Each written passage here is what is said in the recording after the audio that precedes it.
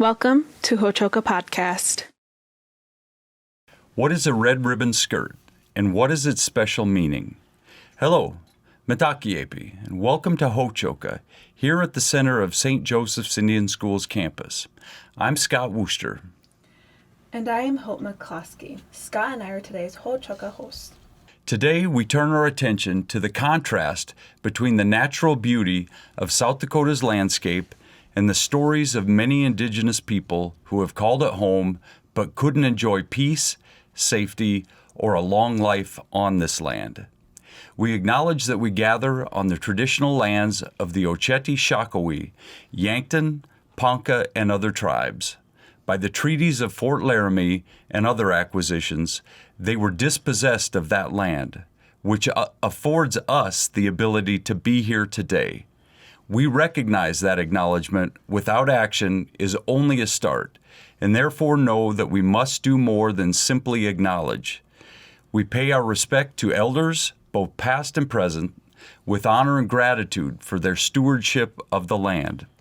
It is our prayer and commitment that these vibrant cultures revitalize and thrive. Our special guest today is Lily Mendoza, cherished Lakota uŋčí and founder of the Red Ribbon Skirt Society, a grassroots collective dedicated to confronting the crisis of missing and murdered indigenous women, children, two-spirit, and transgender people. A very special Hochoka welcome to you. Lily, please introduce yourself. Sure. Thank you for that introduction. My name is Lily Mendoza. I am an enrolled member of the Cheyenne River Sioux tribe here in South Dakota. I reside in the Black Hills, and that's my home. That's where I raise my family, my children, my grandchildren. And yes, that's who I am, and that's where I'm from. Okay. It's good to have you here in Hochoka. And so we're going to talk a little bit today. One of the first things that we want to talk about is the skirts and the red ribbon skirts. And here at St. Joe's, most of the women here and girls that are here have ribbon skirts. A lot of people that are viewing don't understand what a ribbon skirt or a red ribbon skirt is. Can you explain that a little deeper? You know, there are a lot of explanations out there about the ribbon skirt, and from all different cultures. And I think what has happened over the past years, it's they're bringing that back, the tradition of wearing skirts and ribbons. And ribbons, of course, as we know, replace some of the traditional regalia when colonization happened, okay? And I can only speak to what I know and what I do. And as far as the red ribbon skirt for us as a society, it really shows us coming together, standing together in solidarity. So when you're out there, and we always wear our red ribbon skirts, and red is the color that the spirits can see.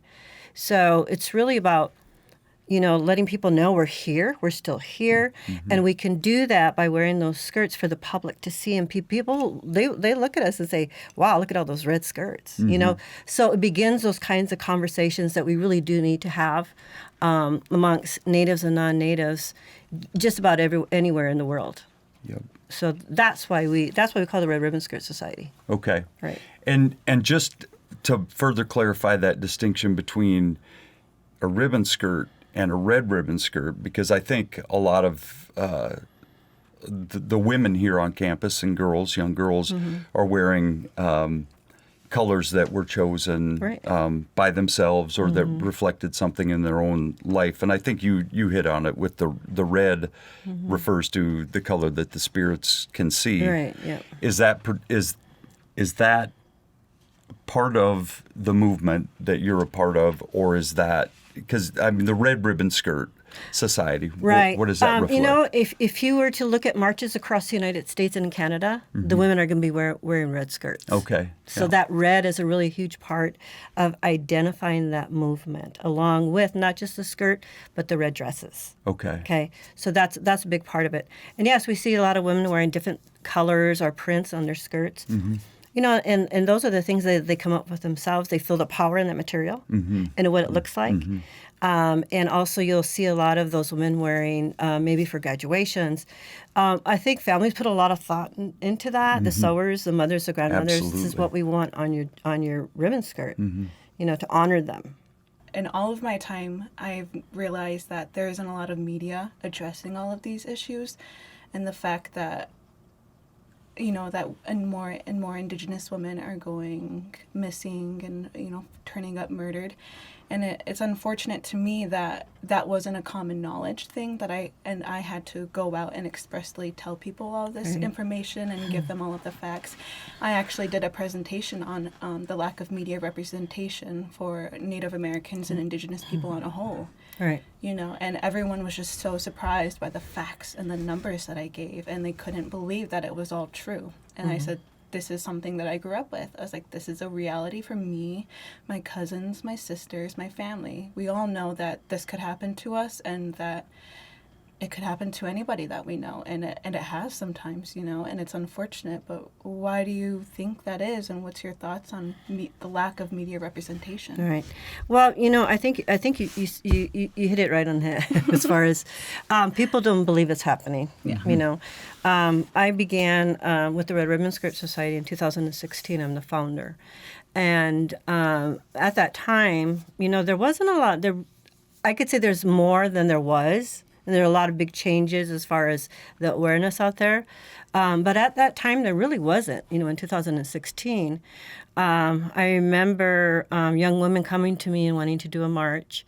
And so I helped them organize that. And I don't think we had any media there, to be honest with you. There were all of us there shooting pictures and those sorts of things. And we really had to work with the media and have them become our allies to say, this is important. This is important information that needs to get out there. And now today, if we have something going on and I go to get a hold of media, they're on it. They want to be a part of that movement, especially as individuals. So when they know something is going on, as an individual person, that this could possibly happen to me, it could happen to a relative, they want to be able to cover those stories, okay? And so, we have events coming up, and we do have media there. We're ready for media. And we know that the non-Native person that goes missing gets a lot more attention, okay? And most of the time, it's about the story, okay? And it's about who's going to be the lead in that story, and what kind of are they going to be? Is it credible for them to do this? Will they move up within the media system if they grab that story? Okay, and probably. Okay, but I don't know that locally too many are gonna move up system, but. And the thing that I'm seeing, and I'm glad you're here today, is that we have more Native women and men in media. So, Lily, a lot of us here at St. Joe's have been following the work of the Red Ribbon Skirt Society for some time, and the group does a wide array of activities. There's a lot that happens, and you're aware of all of it. A lot of people aren't, but from basic education to awareness raising to being a presence in grief and healing when these things, terrible things happen to families and people in the society. Loved ones go missing. Can you elaborate on that a little bit? The work that you do, the wide diversity. Sure. Like I said, we began this work in 2016. That's when the Red Ribbon Skirt Society was founded. Okay, and what I started to see and really look at is the process of grieving, and having gone through going through Facebooks and looking at those young women that are missing.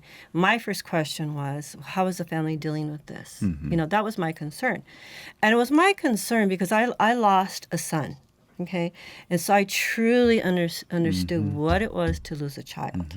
Okay, and so I kind of felt compassion for those families. So I just began contacting families. Okay, and of course their first response to me was, "Who are you? And why are you messaging me?" Kind of thing. And so then I would explain to them who I was and kind of what I was doing, and just concerned. It's very seldom that maybe you just get from a stranger, how are you doing? You know, and so I began to do that.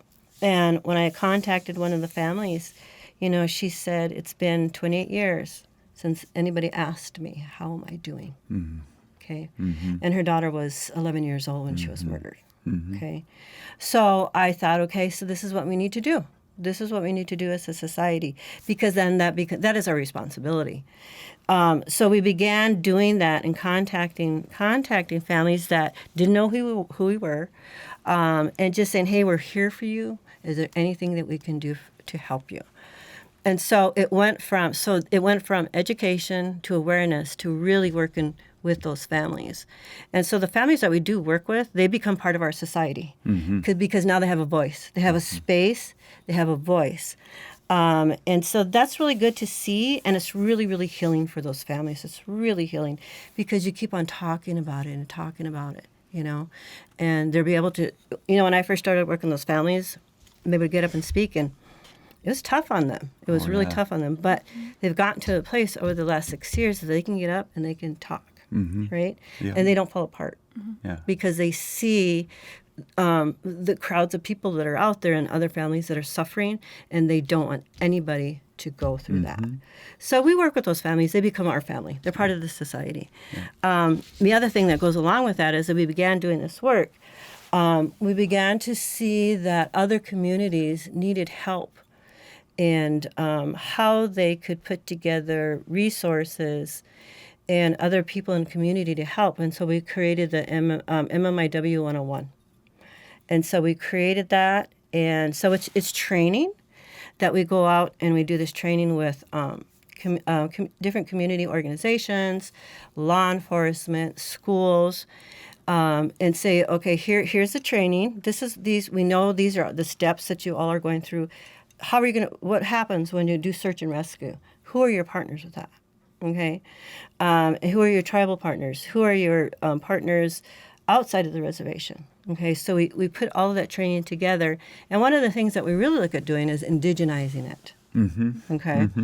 To be a good relative in all of this. And that's a huge thing that I speak to and talk with law enforcement. When I sit down with them, I said, I don't see you as an investigator. I don't see you as a sheriff. I don't see you as a police officer. What I see is you as a relative. Okay, and that's a whole new concept for them. It is. Okay? So that's one of the things we do, and then of course, in addition to that, we do a lot of helping with financial assistance to the families.